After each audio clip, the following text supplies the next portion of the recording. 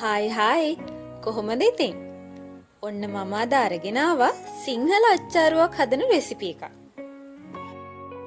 දැන් අපි බලමුද මේක කොහොමද හදාගන්නේ කියලා. මුලින්ම මං අච්චාරුව හදාගන්න අවශ්‍ය පේස්ට් එක හදාගන්නවා. ඒකට මම අරගත්තා අබතේ හැඳි දෙකක්, පොඩි ඉඟුරු කෑල්ලක්, කුරුදු පොතු කෑල්ලක්, සුදු ලුණු බික් 5ක්, මුරුංග පොතු කෑල්ලක්, ගම්මිරිස් තේ හැන්දක් සහ සීනි තේ හැන්දක්.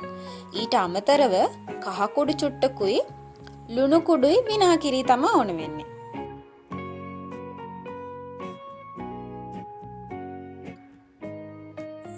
ඊළඟට විනාකිරි වලින් මේස හැඳි දෙකක් දාලා මේ පේස්ට් එක අමරගත්තාම හරි. මෙන්න මේ වගේ පේස්ට් එකක් තමයි එන්නේ. මේක අපි දැන් ටිකක් පැත්තකින් තියාගමු. ඊළඟට අපිට මේ විදිහට කපාගත්ත ලොකු කැරට් අලේකුයි අමු ගස්ලබු ගෙඩියකුයි ඕන වෙනවා. මෙතනදී කැරට් ගස්ලබු දෙකම ග්‍රේට් කරලා ගන්න එපා. අතින්ම කපලා ගන්න. තව සුද්ධ කරගත්ත රතු ලුණු ග්‍රෑම් 100ක් හොදලා වතුර වේලෙන් ඇරලා අරගත්තා. අමු මිරිස් කරල් 15ක් විතර මේ වගේ දෙකට පළලා අරන් තියෙනවා. දැන් මම මැටි ඇතිලියක් ලිපේ තියා ගන්නවා. මෙතනදී ඔයාලට මැටි හරි සෙරමික් හරි භාජනයක් පාවිච්චි කරන්න පුළුවන්.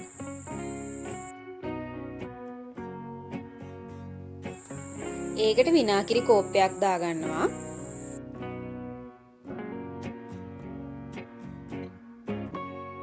ඊළඟට මං රතු ලුණු ටික එකතු කරගන්නවා.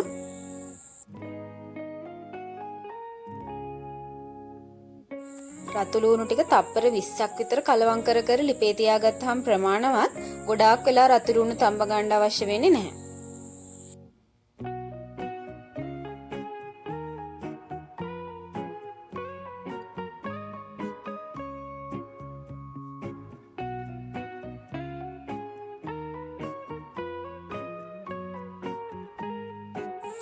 ඊළඟට අමු මිරිස් ටික එකතු කරගන්නවා.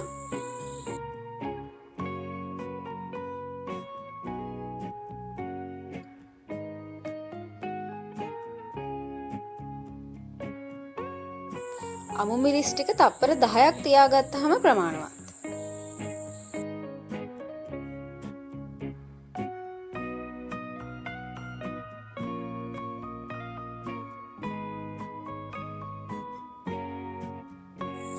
දැන් අර කපාගත්ත කැරට් ටික එකතු කරගමු. කැරට් ටිකත් කලවම් කර කර තප්පර 20ක් විතර තියාගෙන ලිපෙන් බා ගන්න ඕන.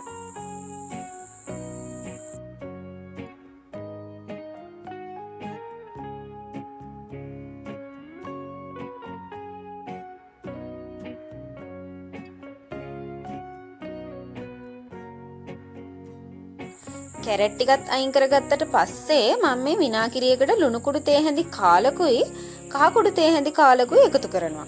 ඒකල ඒකත් හොඳට කලවම් කරලා ගස් ලබු ටික එකතු කරගමු.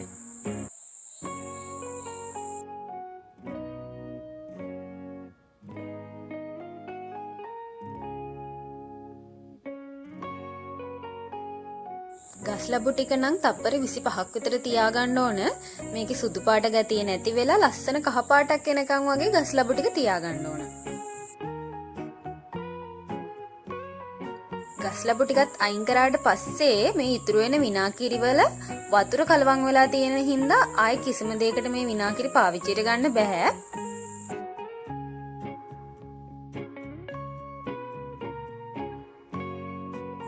ඊට පස්සේ මං වෙන මැටි ඇතිලියක් ලිපේ තියලා අර අඹරගත්ත පේස්ට් එක දාගන්නවා.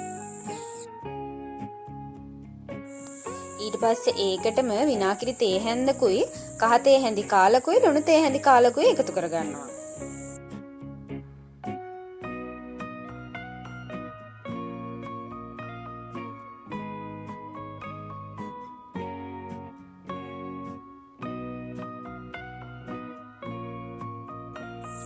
මේ පේස්ට් එකේ තියෙන වතුර ගතිය හිඳිලා මේ වගේ තික් ගතියට ආවට පස්සේ අපි මේක ලිපෙන් බාගමු.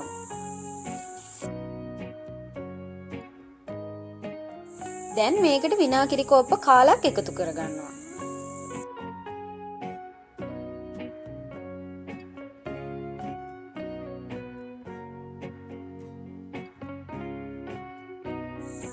ඊට පස්සේ අර තඹගත්ත කැරට්, ගස් ලැබු, අමු මිරිස්, රතු ලුණු ටික එකතු කරගමු.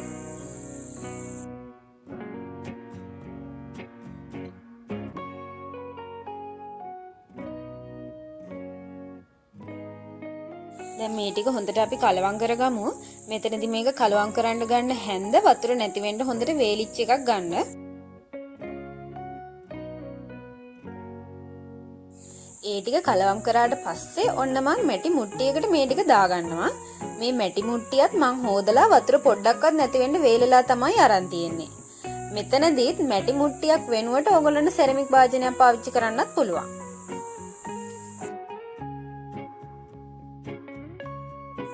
දැන් මේ ටික හොඳට හැන්දෙන් තද කරලා රෙදි කෑල්ලකින් කට බැඳලා තියන්න ඕන. දවස ගානේ කලවම් කරන්න ඕන.